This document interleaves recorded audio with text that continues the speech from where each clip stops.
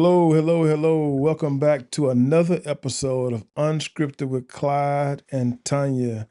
What's up, sweetheart? Tell them, hey. Hey. Listen, we coming back. Listen, I really enjoyed our time with Miss Pruitt. If y'all didn't catch it, you got to go back and catch the episode, Miss Pruitt. I literally hijacked a therapy moment. Yes, you did, bro. I know I did. You know I did? Oh. I felt better afterwards. You idiot. Stupid. I feel like that I can go another month when I see my I therapist. came with you. I will say our baby girl ended up reaching out to her therapist. She went to the better. I saw something come with my phone. This is all set up. Yeah, it was pretty dope. So she's supposed to have her first session. So listen, which I think is great from watching the podcast. Wow. So yeah, she did watch it. Did she watch it? She watched half of it. Okay, then. Yeah. Well, listen, if you was watching that podcast, I thank Devin for putting the intro on it. We're not therapists. She was a therapist. And we're not looking for this session to be a solution. Even though I hijacked mine, I don't want you hijacking yours. Listen, go and get with a therapist. Let them listen to you and let you work it out. But even though it was great, it was 2 weeks in a row. I hope y'all enjoyed it. If you did, give us some likes in here and give us some comments in here. We need your comments as we even doing this podcast. Do us a favor. We really want to grow this podcast, not so we can grow for numbers. We really want to get the message that we're sharing out to the masses. And listen, there's some roadblocks in there. The more you comment, the more you like, it open those roadblocks for us. So if you're really enjoying these podcasts, do us a favor.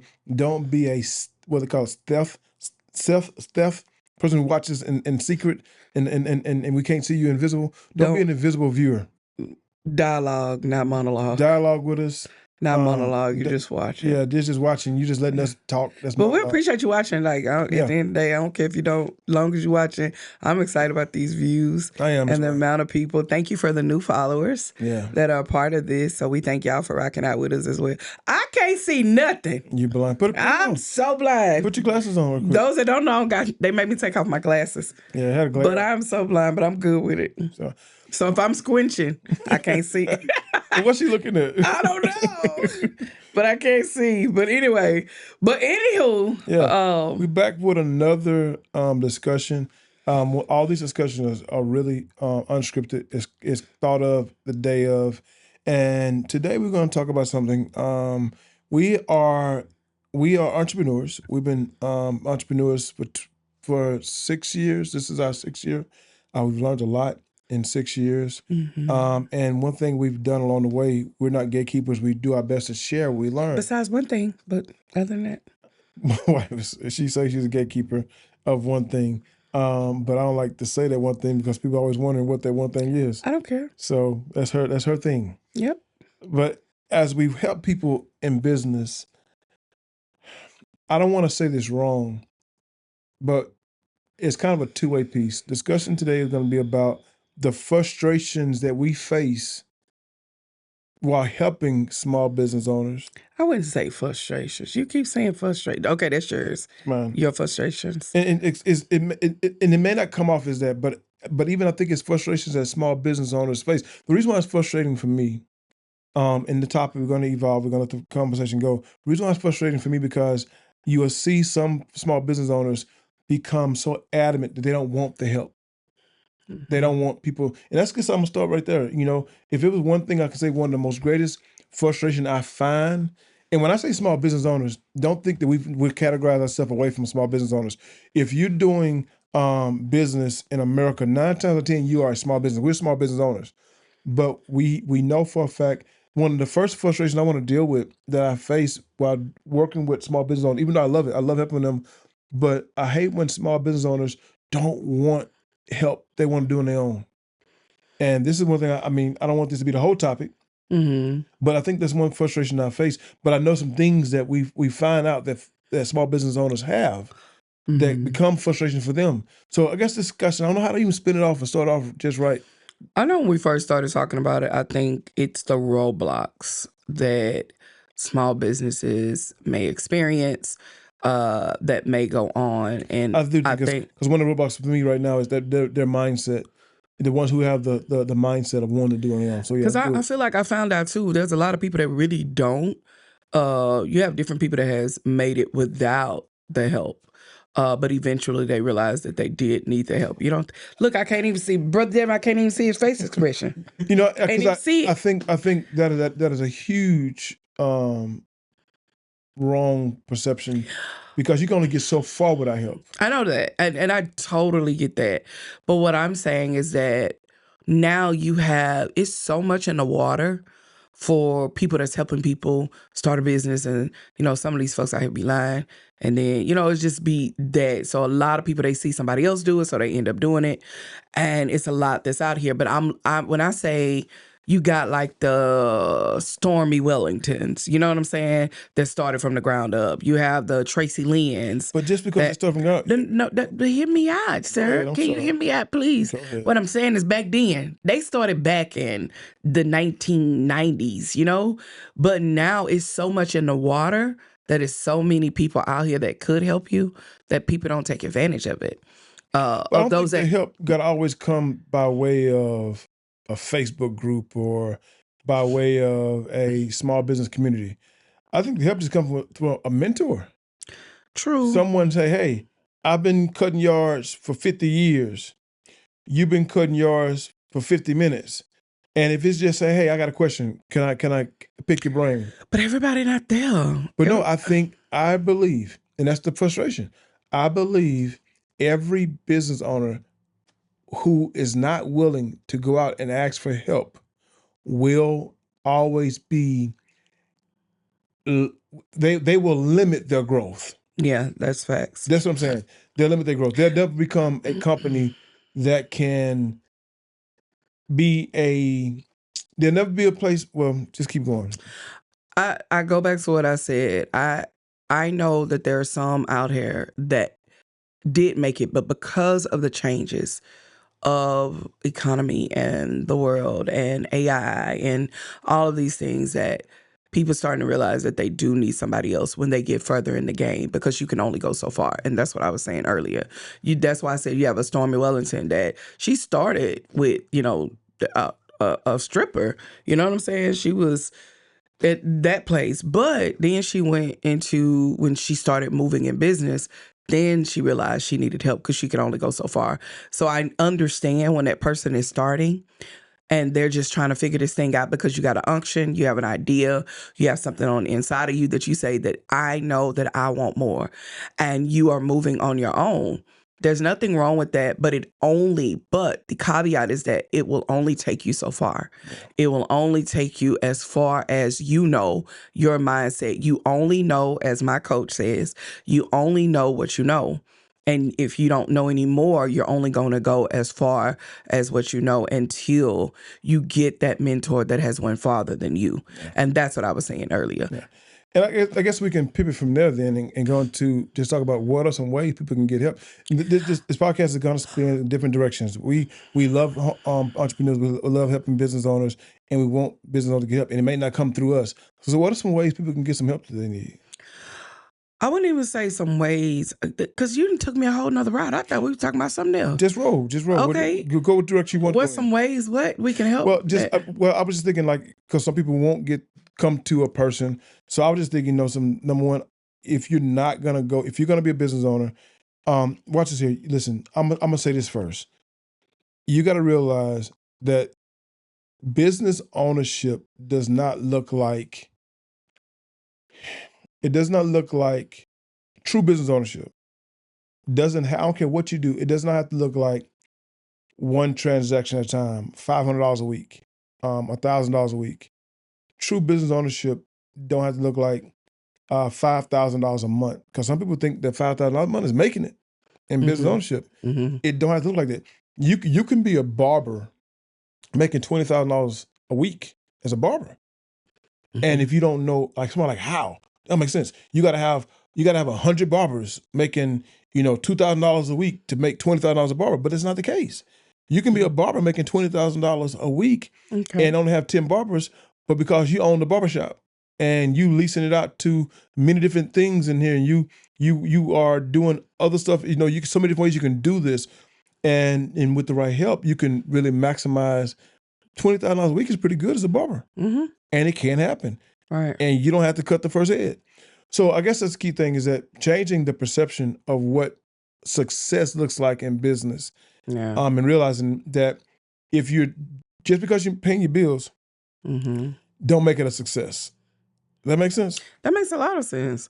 I think, of course, I would say to anyone right now, we're being coached by our mentor right now, our coach, our business coach. And because of that, it has allowed us to see more, do more. We're also getting coached by another company that is coaching us on, credit, all of that. We're getting, I don't even mind saying it. We're getting coached. Is that wrong to say? Don't say that on here. I don't know who can. I don't know if I should say that, brother. Well, I mean, it is what it is, but we're getting coached by Chase Bank.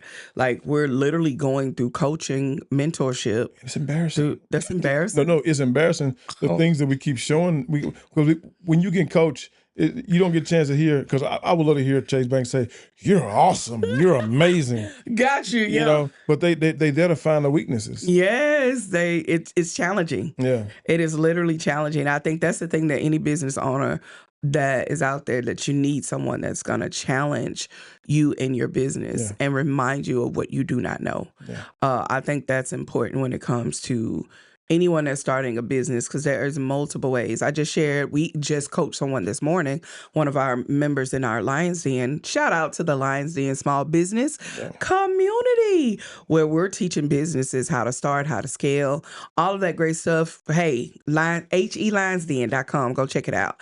But we teach businesses how to do this because we've learned how to do it. And one of the things I told them is that you literally, as a business owner, cannot eat off of bread alone. Yeah. You can't just have one way of revenue. I think that's the thing that most businesses think, and that's why they don't make the $20,000 or whatever a week, whatever it is that they make. I believe it's because you're only focused on one product, one service, and nothing else. And if you don't understand the difference between, if you have a product, you should have a service. If you have a service, you should have a product. Yeah. Like, you should be able to have multiple ways to bring in income. Not that you're doing multiple things. No. But you have multiple ways where you're giving other opportunities to other people. So I think that's one of the things when it comes to small businesses. We have a way of thinking small, but not realizing that power of being a small business is that you're able to partner with the best person in the world, which is the government. Yeah. You're able to do that, but that's a whole nother level. I think also, you said something big, because you said just because, most people think addition when they want to make money. How can I get more money? Well, I have to do more hair. I have to cut more yards. All right. I have to, get more businesses. And so now you're adding by addition, but really you don't add by addition, you add by multiplication. Yes. The way you're going to increase in this entrepreneur, you got to learn how to add by multiplication. Well, if I do it by myself, you can say, well, I'm going to get 10 barbers.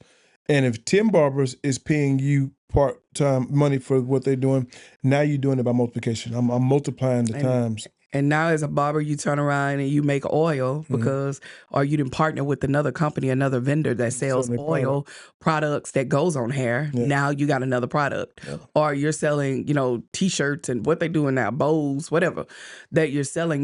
These are products that people want to buy, and you have this facility. Why not create that? And I think that if there was anything that I would have known when we first started, was learning the power of not just me. Yeah. And using other people, not using other people, but using other people give and paying them their worth for what they do for you, Yeah. And I think that part is important. So, yeah. Let's get to Roadblocks. So I'm going to talk about some Roadblocks. So as you're on today, I know you heard some things we talked about so far, but we ultimately are here to help out entrepreneurs. Obviously you can join our Alliance Den. You can come on and you can hear what we talk about. But some of you may never even join Alliance Den. And we ultimately want every business out there to be successful. And this is what my level of success is. I do have a level of what I think success should be in business, right? Mm-hmm. I think that if you don't have this level of success, I don't think you ought to really think about this and ask yourself, are you stretching yourself? I think my level of success for entrepreneurship, number one, should be to take myself off my job, replace my primary income. Mm-hmm. That's my first level of success. Mm-hmm. My second level of success will probably come first, will allow me to hire someone else. Mm-hmm. My third level of success would be to allow it to create generational wealth that allow me to save money, not just live. I don't want to leave my corporate America job, living check to check, to go to work in business, living check to check. So number one, I wanted to be able to take me, not first, because I found out I hired someone else before it took me off my job. But I'm gonna say first, I'll offer employment. I think success, it should be able to offer employment to someone else. Number two, offer employment to myself, or employment to someone else, income for myself, and allow us to build generational wealth for our family. Yes. I think that was success. What do you think success look like in business? For success is, I know for me, when I look at success, is working on the business and not in the business. I think that is so Explain important. it, because to me, that's the most exciting thing in the world. You could say that right beside some other things that things are sexy. That's sexy to me. Shut up. So, but someone else may not know what that means. So kind of explain what that means, and don't just tell them what it means. Tell them what it looks like to work in the business, and not on the business, and then vice versa. Kind of elaborate on that. Working in the business, meaning that you are literally you are hands-on. It can't be done without you. You are right there in the midst of everything. You're the face of the business. You're the brand of the business. You are in the business, and you are working from sun up to sundown. Any business owner, and it is not for the faint of heart, because some days you do work from sun up to sundown, but you're working on the business, meaning that you're making sure that the foundation of the business is being staying leveled. You're making sure that you are becoming the CEO of the business that can be able to relinquish to anyone else. You basically on the outside looking in instead of inside. Yeah. If you in the inside, you can't see the problems.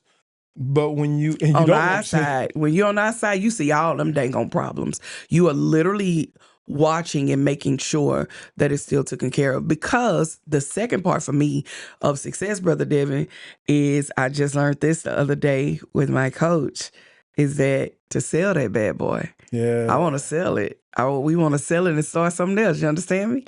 I think that is so go from start building this thing and I'm gonna sell it. Yes, baby, yes. Because what I'm gonna sell is gonna be certain. I'm gonna sell it for a little bit more than that.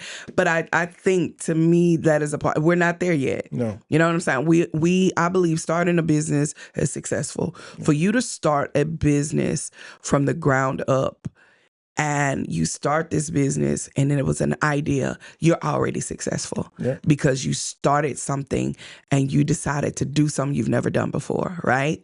I think the next level of it is from starting to now you're sustaining the business. Yeah. When you get to that point where you can sustain it to where okay, this is really working. We have revenue coming in. Starting a business don't mean starting and saying you have a business, but there's no revenue coming in. That's not a business, that's a hobby. You got to be willing. That's successful when you have some type of revenue that is coming in. Now, after you have that revenue coming in, now you scale the business. That's successful. Now you can take this business and scale it. Now you got employees, you got W-2 employees, you got subcontractors, vendors, all of that. You're scaling the business to where after you start, you scale. You sustain, you scale. Now it's time to sell that bad boy. It takes years to get there. I just believe that in 5-6 years, man, we're gonna be selling it. Yeah.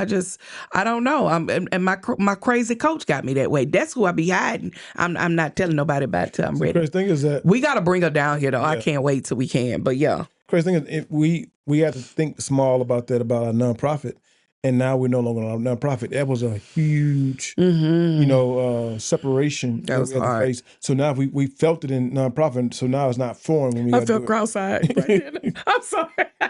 But we felt it in our nonprofit. Now it's not foreign to us in our for-profit business.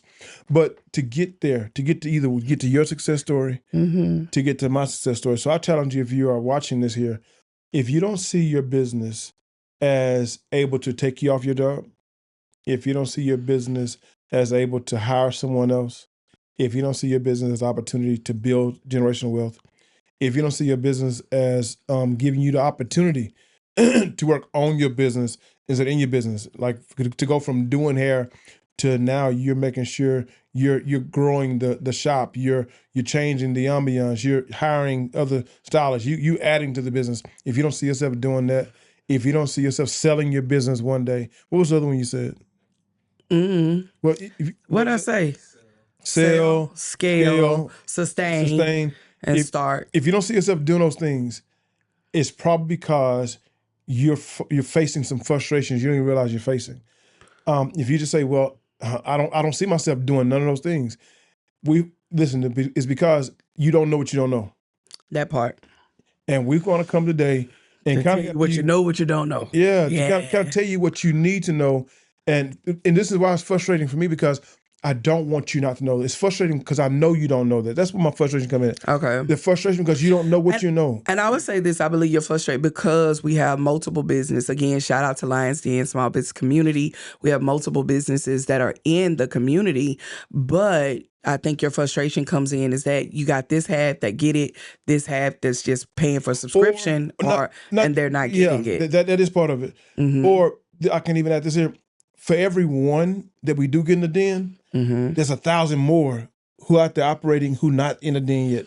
Okay. I'm frustrated because we don't know. I didn't know what I didn't know. If we wouldn't have started the way we started, God, that's why I say God is 1,000% in our business. Even though I get scared and I get nervous, I know God is 1,000% in our business because before we got a business, we got invited to a bid academy. Right. Before we knew what business was, before we knew what business wasn't, we learned what business was. We was taught the possibilities before we even gave our first contract. Right. So it's frustrating for me, and I want to remove that roadblock. It's frustrating to me that you don't see your business is able to hire you.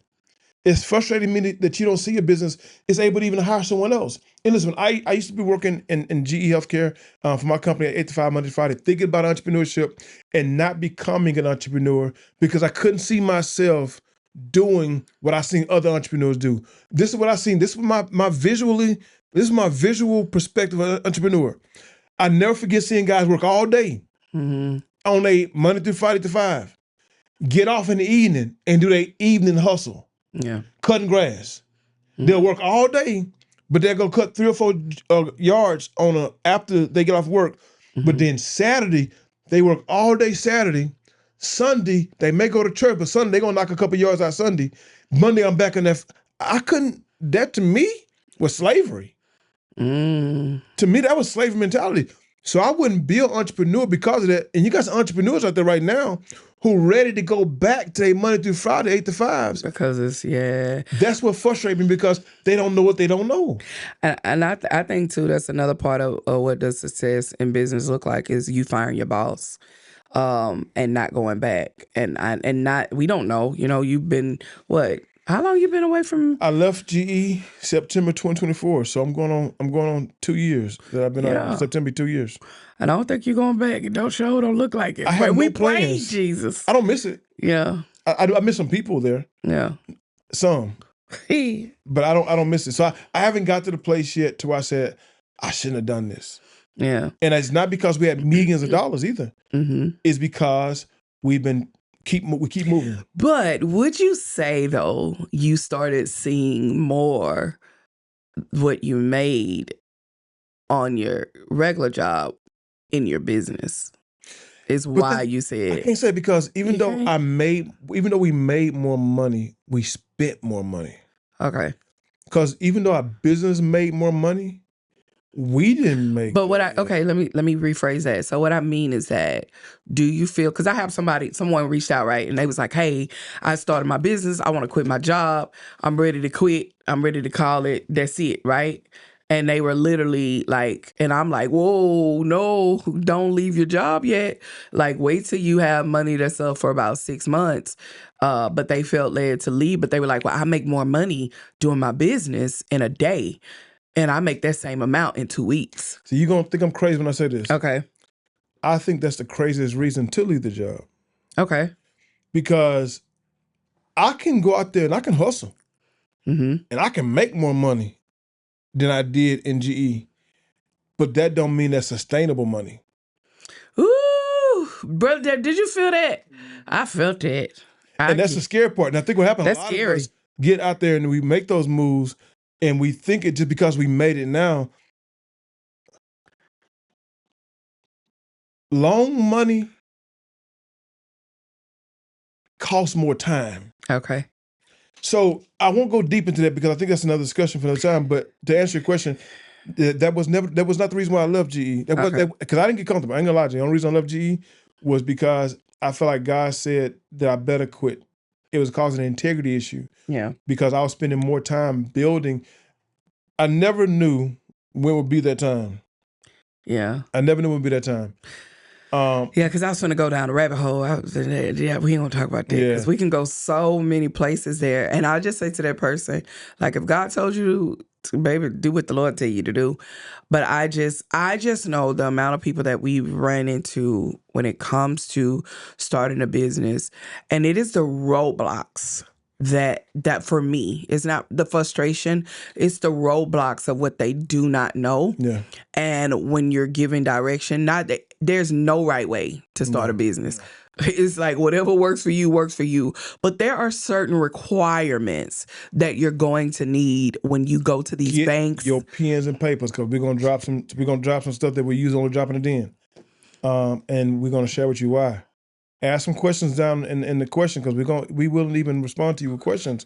But because I don't care about you joining the den, I care about you really growing. I want to see you shift your mindset. You got it. I'm sorry, I cut you off. That's I want to tell you, God gifted Oh my God. God has gifted you with a gift. Mm-hmm. And you want to quit on it because of, you want to quit on your gift because of your generational curse of pride. And I'm telling you, I had to get rid of that thing. I'm telling you right now, if God gave you a gift to do hair, if God gave you a gift to do whatever you do, God gave you a gift, that gift was given to you because it's supposed to finance your future. And I didn't know what I didn't know. I know I'm a gifted leader. I'm a gifted manager. I know I'm a gifted business owner. But I did not know all the things I did not know. So I want you to get out of that pride today and say, you know what, I'm going to listen to this podcast today. And listen, I'm going to listen to the things that give me today. And I'm going to start my journey of building those bridges out of where I am to where I'm supposed to be. So go ahead, I'm sorry. I forgot what I was saying. Keep going. I did. But some other things that they don't have, the frustrations you have, the roadblocks that you're facing. Yeah, not necessarily frustration, but more of the roadblocks I think that people have. That's what I was saying, that you can't start a business the same way. But there's some requirements that you do need in order to start that business, depending on what level you want to go. Now, if you just want to start a business, start it. You can start with a DBA. You can start with, just have your old name and old logo, and that is cool. But there has to be another level to it. And I believe I started, but I didn't go to the next level for a couple of years because I did not know what I did not know. But I knew that was a tug in me. I knew that I wasn't walking in my full potential. And I would just say that, and I'm talking to that person that I'm not walking in my full potential. I know there's more that I'm supposed to be doing. I know there's more I know I'm supposed to be leaving some type of generational wealth or whatever the case may be. I'm supposed to be doing something that's going to serve other people. And I think once you realize that, hey, I got to start, you can start wherever you want to start, however you want to start, get a name, get a logo, whatever you want to do with the beginning of your business. But if you're going to scale your business, there has to be a requirement. There has to be. And that requirement you're going to have, if you're going to have a business, you need to separate you from the business. Yep. And the only way that you can separate you from the business, you need an LLC. Yep. To separate you, an EIN, to separate you and the business, and with a business bank account for that business. So again, it can separate you because it's going to help you in the long run to be able to get other opportunities when it goes from there. And you think about that, I want you to kind of write those three things down, because if you think about any grown child needs his own name. Yes. Any grown child need their social security number. EIN. Any grown child need their own bank account. Yes. So we are birthing out babies that walk. Yeah. Yeah. That part today. We're birthing out crawling babies. We're birthing out elephants. Elephants Come and here. horses and elephants. No, the reason why I say elephant because horses they come out and they kind of but elephants they come out walking. Horses come out walking too. Horses come out walking. I didn't know that. Your big animals come out walking. Oh well, elephants get out walking. I say elephant because they bigger. Because that's how big your dream is. Yep. Your dream is not big as a horse. It's big as an elephant. And I love elephants. So big it needs its own address. It needs its own address. You can't stay with me. You got to go somewhere else. So I think that's important. And it's important that we realize that we're birthing out adolescent businesses because it means the moment it's birthed is not too far from leaving me. Adolescent children is not too far from leaving. We don't get married to the business. We get married to the process. That's good. Because once I sell it, it moves on. I can do it again. Yeah, I can redo it. You got to think about that. I think that's why I don't be, Brother Devin, I'm sorry, this off track, but I think I'm fearful in what we do. I would tell any business person that, like, I'm not finna cry, but this is the most scariest thing we've ever done. Was starting this business, right? And when you no longer had your job, because I was pulling teeth and nail, like, please don't quit, because it was stability. But this is the most scariest thing. But you know why I don't mind doing it? Because I feel like if we lose everything now, you do it again. I believe we can do it again. Do it again. Like I'm like, we did it before. We can do with the Lord on our side. We can do it again. It's like no fear. It makes me risky. Yeah. It will make you a risk taker at what you do. What's the guy named John Hope Bryan said this here, and John Hope Bryan's an amazing guy. You ever heard of John Hope Bryan, Devin? No, John Hope Bryan said this here. Oh yeah. He said if you took 100 millionaires and then you took 100, people who live on welfare. And you took that millionaire and gave all his money to that person on welfare. Said 10 years later, those people on welfare are going to be back on welfare, and those millionaires are going to be millionaires all over again. Dang. He said, because it's not the money that make them, it's the mindset. Woo, that's good. That's facts. And that's the thing I say too when it's starting to roadblocks. Your mindset got to change. Literally, my mindset, that's one thing I'll say when starting a business. It can't be about the money. So can I elaborate a little bit more? Okay, go ahead. Because she just said that number one, that you need an EIN, you need a LLC, and you need a business bank account. And those are the minimal requirements for doing what we call B2B business. And that's just minimal for B2B. For you to be a business and me take you serious long term. Because don't get me wrong, some businesses will pay somebody, but they're not looking to commit to you. They're just throwing, if they say I'll pay you $500, I'll pay you $1,000, listen, that's not taxable. They don't have to put that on their taxes. But when they paying you $10,000 and $20,000, that business got to have an account for that money. Really, it's B2C. When you just have an LLC, you don't think so? That's not minimum for B2C. Okay. Oh, you're right. B2B. You're right. And B2C, business to customer, that means that you going around cutting one customer yard. You're right. And the problem with doing business to customer, I got 50 customers. These are residential people who have addresses. You're doing business with them and their address. They don't ask you. You know when you're doing scary business is when you do business with people and they don't ask you for a 1099. That means they're not tracing their money. When people don't ask, I'm giving you some good stuff here. Write this down. If they're not asking you, that means you don't go to that person and say, hey, why you don't ask for 1099? If they supposed to ask you for 1099, they're going to ask you for it. So if that person not asking for a 1099, I mean, you're doing B2C business. And B2C business, I don't like it because it's emotional. It's emotional.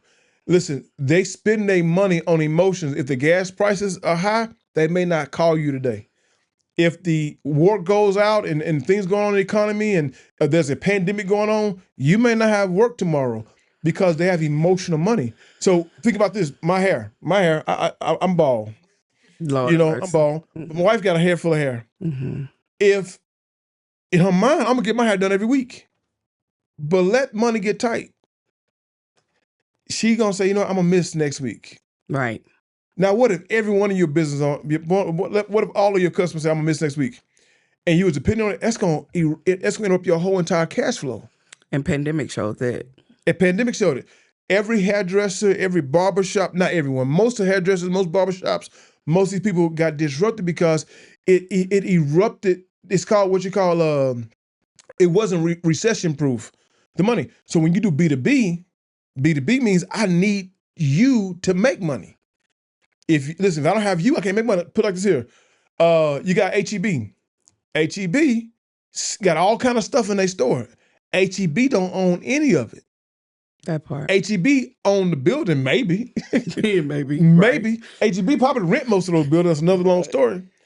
But if I'm gonna say I'm gonna sell my oils, my hair products. Right. That's good. That's good. Yes, sir. That's good, husband. I had my barbershop selling oils, but I also had a bunch of them in HEB. HEB say, hey, before I do business with you, I need you to have a business, LLC, EIN, DBA, or I can't do business with you because I can't write you off of my taxes. Right. I can't properly allocate those funds. If I can't properly allocate those funds, I got to pay your taxes. I'm not paying your taxes. And now the pandemic hit, people still need to do their hair at home. They're now doing their hair at home greater. HEB didn't close during the pandemic. And people now they're not going to your barbershop getting their hair products, but now they're going to HEB to get your products in massiveness. Right. So now you ain't got people, you ain't got people. You don't have people in your chairs, but people still buying your products. Right. Because now you became recession proof. Yeah. Now people coming for you at massive rates. And you may have some side hustles coming, but also you got some other hustles coming because they can't get their hair done, but they still need their hair juice, their hair crack. They call it hair crack. You stupid. But you get what I'm saying, though. Yeah, I get what you're saying. I'm reminded of someone that they're not, they end up telling us, hey, man, I just wanted these people to pay me. And they were at a major corporation, and this corporation was trying to pay them money, but they needed their 1099. They didn't want to give them a 1099 because they didn't want to be responsible for that. You got to shift your mindset, because when you're doing business to business, B2B, that's a totally different ball game. But then when you're doing what we call B2G, business to government, that's another, you got to wait 45 net 90 sometimes, and you still got to pay the people that did the work. Still got to pay. And you still got to, but that's another level of scaling your business to a whole nother level. I want to talk about that because it's so important, because you talked about LLC. Am I interrupting? Oh, no. But you talked about the LLC. What I say? Oh, no. You talked about LLC. You talked about DBA. You talked about LLC. Well, DBA. Let me slow down, because I get passionate. I start talking too fast. You said they got to have an LLC. Yeah. You said they got to have. You don't got to do nothing. If you're going to scale. But if you're going to scale, you're going to need these things. To do B2B business. It's requirements. You need, and this is the thing, you got to have your LLC. They will not do business with you if you don't have an LLC. You got to have an EIN, and you got to have a business bank account. But I'm going to say is now we're giving y'all some juices here, y'all. And you don't have to come to Line Den to get these juices. You come to Line Den because we teach you how to use them at a more powerful level. But the fourth thing you need an accounting program. Yeah, I'll tell you why. buddy. You need to be able to account for your money. Your accounting program, it does two things. It does way more. But without even trying, it does two things. It breaks up your money into two categories. Income, or I'm gonna change it. Expenses and income. Mm-hmm. Everything you bring into your bank account is all your income. And then it's gonna break up all your expenses. That's powerful. After you get them broken up and you see all my income, and then you see all your expenses, and now you start taking your expenses, and now you start breaking those up into categories. If you start breaking up into categories, now you start dealing with what you do with tax benefits and all those things. I'm not gonna go there just yet. But I do know one thing. The more money you make, the more business you do, the more money you make, the more it costs to do business. So let's say, for instance, right now, someone get this hair product. We're going to keep on this hair product run. And HEB just said, hey, we just got a massive request for your hair products. We know we've been asking you for about $1,000 a month of your products. And you was happy with $1,000. That's a good side hustle. But right now, with the pandemic coming, we need we need $50,000 right now of your product. Right now we need $50,000. And we're going to also do another purchase order for another $100,000 to feed a few more stores. That may need $150,000. Let's say it costs you $50,000 out of pocket just to produce that product, but you're going to make $100,000 off of it. Because you just said they're going to buy $150,000 from you, but it costs you $50,000. You don't have $50,000. Do business stop? Do business stop? Mm-hmm. You got to figure out now, how do I go get a loan right now? Well, people don't get loans. In business, you do. Because a loan for $50,000 right now means I can pay you back your $50,000 and I got my $100,000 back to me. Or you turn around and say, I don't want to do that because I don't want to mess up my credit, or I don't want to. There's certain things when it comes to business that bad credit ain't. You need. There's such thing as good credit. Yeah, good credit. But there's also such thing as, what else want to say? You talking about it's people that don't want to mess their credit up to go out there and get it. Yeah, but there's some good debt. That's what I was talking about. Right. Good debt. Not good credit, but good debt. So now you go to the bank and you don't have an accounting program. You haven't been tracking your income and your expenses. You hadn't categorized anything. You no longer qualify. You do not qualify at all because they're going to ask you for a profit and loss statement. You can't give them a profit and loss statement. P&L. They ask you for an income statement. You can't give them an income statement. These are things. That's what I'm saying. So just right then, we had a life-changing opportunity. They asked me I can make $100,000 like this. $50,000 a cost, $150,000 of income. Mm-hmm. I paid my $50,000 cost. I clear $100,000. But just because I didn't have an accounting program, the bank wouldn't give me a loan. Right. And we're telling people to get accounting programs. They say, no, that's all right. We tell people to stop using Cash App. Oh, that's all we right. tell people to stop using Zelle. Yeah. No, that's all right. Yeah. But then realize they're limiting themselves. Right. Limitations. And that's a roadblock. That's literally a business roadblock. And I think the other business roadblock, when I know within our community that we're finding out, is that different certifications that are requirements. And some of these certifications are free. And some people don't want to go through the I know what they're doing and different things like that. But if you're a veteran, you should have a Vet Hub certification that can allow you to move up in the ranks of business. I don't know about the WOSB anymore, but that's another one to also have just in case if they do decide, DBE, just different free certifications that what does this certification does? It allows for you now to scale on the level of becoming a B2G business to where you're not just doing business to business just in your state or in your city, but you can do business anywhere. And they need your certification in order to be able to get this particular contract because of your certification. That is power behind your name and being able to do that. Insurance, because there's some contracts that are going to have insurance in order for you to do business. You got to have some type of level and I think it's a whole discussion by itself, insurance. Yeah, because I think some people don't realize that, when it comes to, I never forget, man, like people out here suing folks, whatever. Like you want to make sure that you covered. Like at the end of the day, let people do what they do because you're going to have people. And I found this out. Our coach told us this, is that it's almost like when you get to a certain level in business, if you ain't getting sued, you probably ain't doing business right. Yeah. But it happens. And so you literally got to be ready and prepared for that. And having that, I think that's another level of scaling. Yeah. Your business, you got to be willing to have some type of insurance or something to that nature. I'm saying minimum. You definitely got to have some type of liability insurance. Yes. At minimum. But man, Tanya, I know for a fact we have at least 5 We have a lot. Insurance policies. Look at me. We have a lot. And listen, and it's like paying tithes. I swear. You gotta pay it. And the crazy thing is, it's like It's literally like paying tithes. The more we pay it, the more we keep getting opportunities and opportunities. It's like, and I believe God is in the insurance. I really do. Because if you don't pay insurance, God don't give you opportunity. When you pay the insurance, because you got to have insurance in order to get this contract. Like, that's the way it works. I always say that's a roadblock too. I'm not doing all that. I'm not getting, especially if you're in the trucking company, you gotta have certain type of insurance in order to do transportation, logistics, or whatever it is. But I say that's a roadblock. And if you continue as a business owner not educating yourself on how to scale your business, you will continue to be a business that is limited. Limited. Only going as far as you know.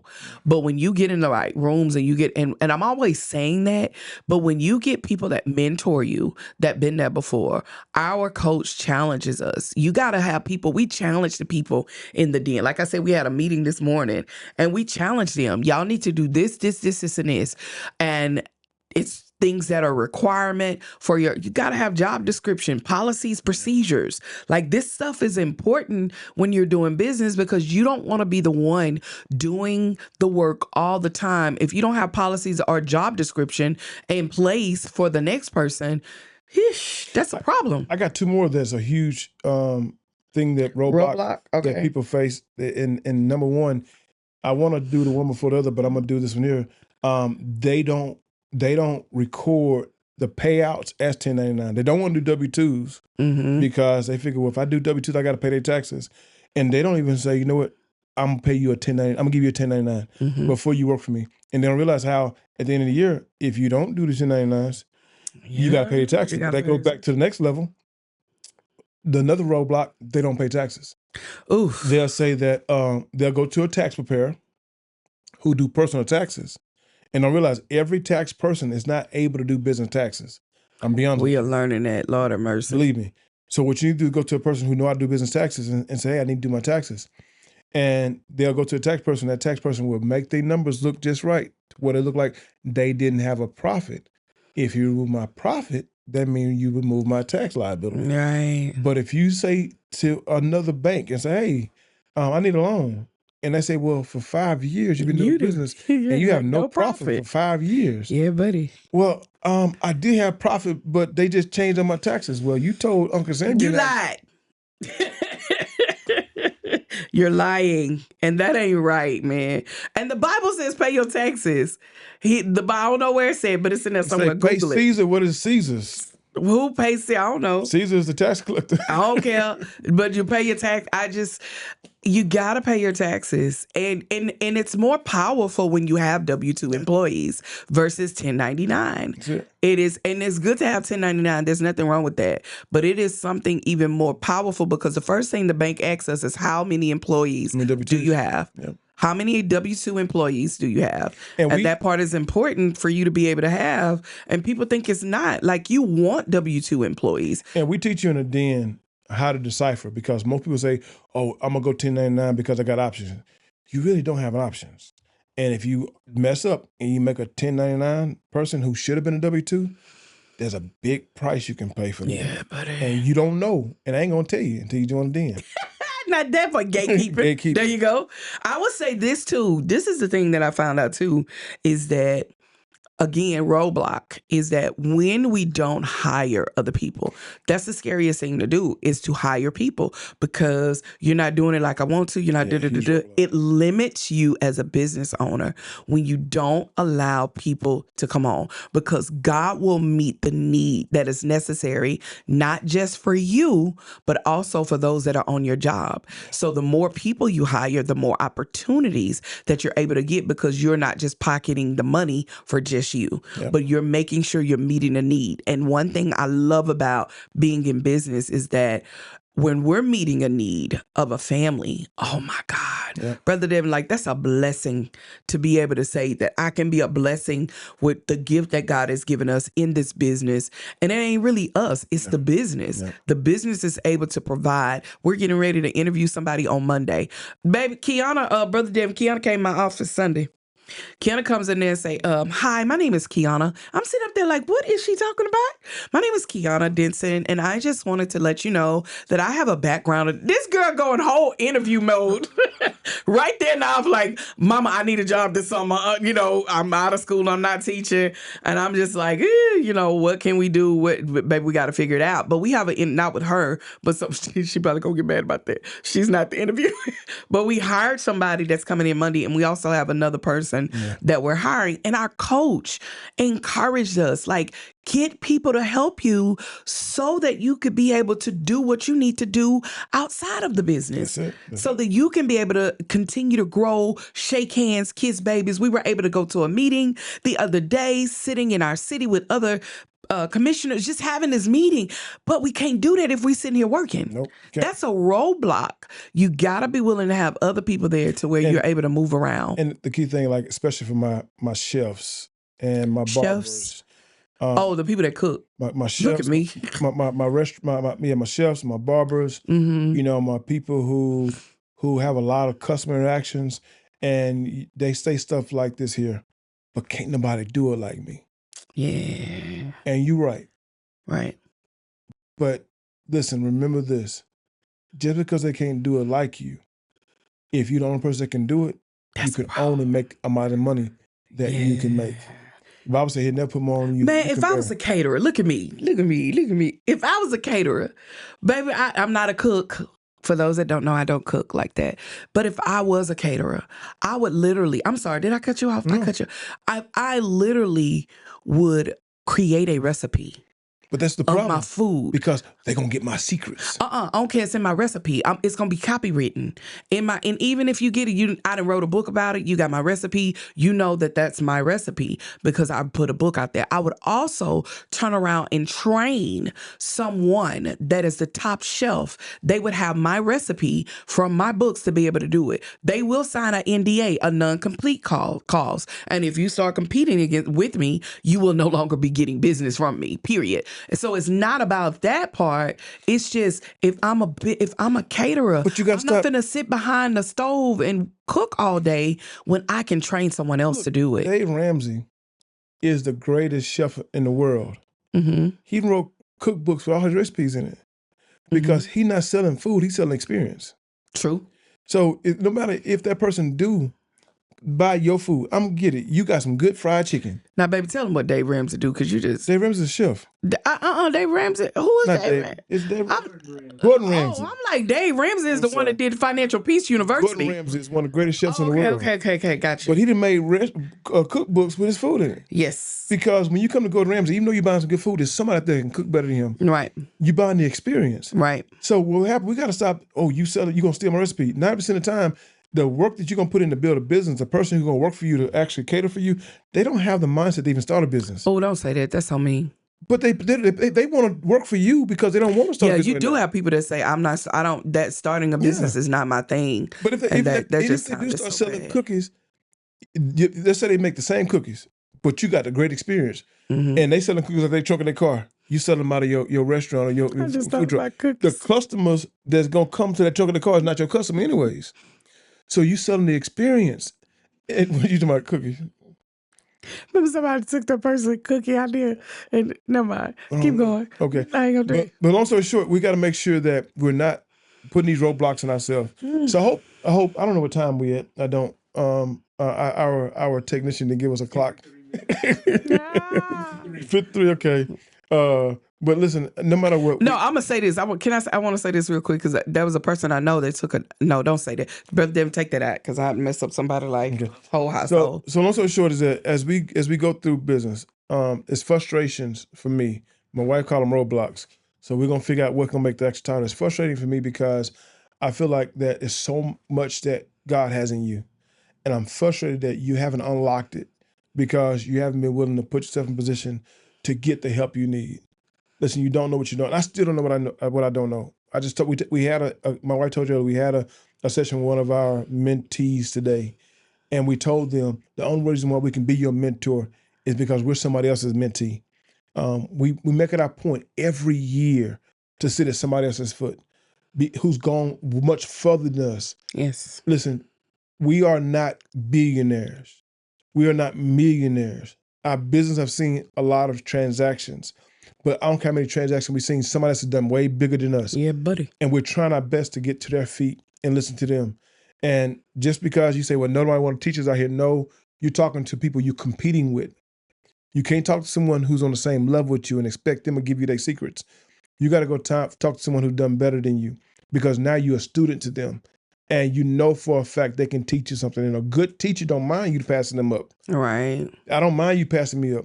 Because I realize if you get in that door, you can open the door for me too. Right. I'm coming right behind you. I can be proud for you from a distance. Yeah. So, I don't know what we're going to title this. We'll get the title together in the end. You'll know what the title is because you'll catch it at the end. I know we want to quit, but I want to say this, that another thing with a roadblock is, not being visible. That's a huge roadblock. Not being visible on social media, websites, Google business. That is good. All of that stuff. I do want to say that because that's my major thing, is to make sure that us as a business, that we are visible to those that are signed, that are our potential clients, that we can convert over to a client. So I think that part, I wanted to say that, like, making sure that if you're going to do this, I know people be like, well, I'm going to move in silence. There's nothing wrong with moving in silence, but if you're not visible to your potential clients, how can you get more clients, or how can you get more customers? And I think that part is important when it comes to that. Don't allow a roadblock to stop you from walking in your full potential. Don't allow yourself to continue to do only what you know to do. Find someone that you can invest in, that can, when you're investing in you and what you're designed to do. Every investment that we've made is what you see within our business. If you know our business, or if you're from our area and you've seen, the evidence, it's like, God, we couldn't do this without the shoulders that we stand on. And I know there's more to come, even that we're going through the coach right now and going through. It's like, God, there's so much we don't know. We got so much we need to learn, so much we got to learn. So I would say that to that person, don't quit, don't stop, but don't allow nothing to block you from walking. If you say that you're supposed to start a business, or if you're in a business and you've only seen so much revenue and you know that you want to see more revenue, in order to get to that more revenue, you're going to need to invest into yourself in order to do that, and invest into someone else that can pour into you so that you can go to your next level of business. That's it. Next level of success is waiting on you, is ready. The last words I'm going to say is the opposite of fear is faith. Mm-hmm. If you are afraid, but you know God told you to do it, you got to do it. You have to. I am the epitome of fear. Mm-hmm. It took me years. I thank God for my wife that she had the faith that superseded my fear.